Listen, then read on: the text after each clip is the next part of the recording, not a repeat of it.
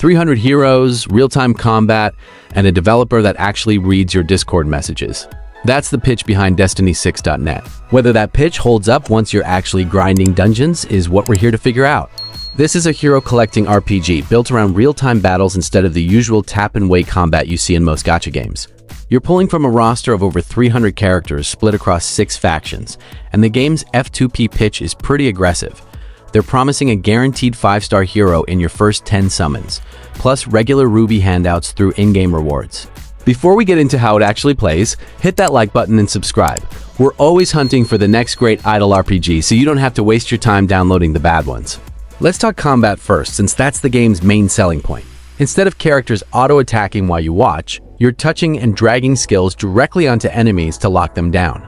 It's a real-time system, so timing and positioning actually matter instead of just stacking the strongest team and hitting auto.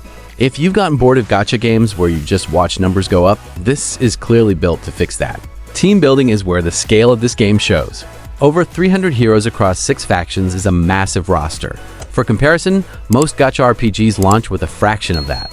Each hero can be leveled and evolved, and there's a cosmetic layer too, letting you customize costumes once you've invested in a character. That's a nice touch for players who like their roster to actually look the way they built it. For game modes, you've got dungeon content for farming rewards, and then competitive modes on top, player versus player, and guild versus guild for the more social, team-based crowd. That guild versus guild mode is worth noting specifically, since a lot of hero collectors skip large-scale guild content entirely and just do 1 versus 1 arena.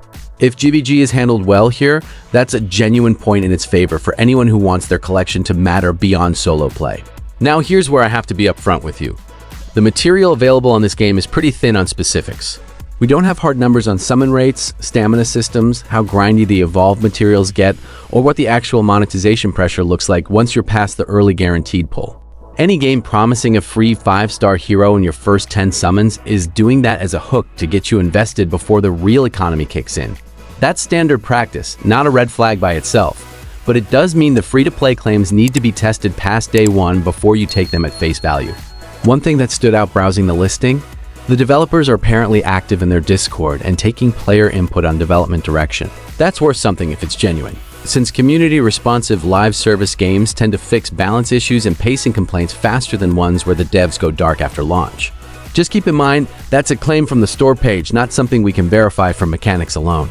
So who's this actually for? If you like real-time positioning over passive auto battle and you want a genuinely massive roster to dig through, Destiny6.net is worth a look. If you've been burned before by guaranteed 5-star hooks that turn into a monetization wall 2 weeks in, go in cautious and watch how the economy feels once the honeymoon pulls are gone. Let us know in the comments if you've actually played this one. Does the real-time combat hold up?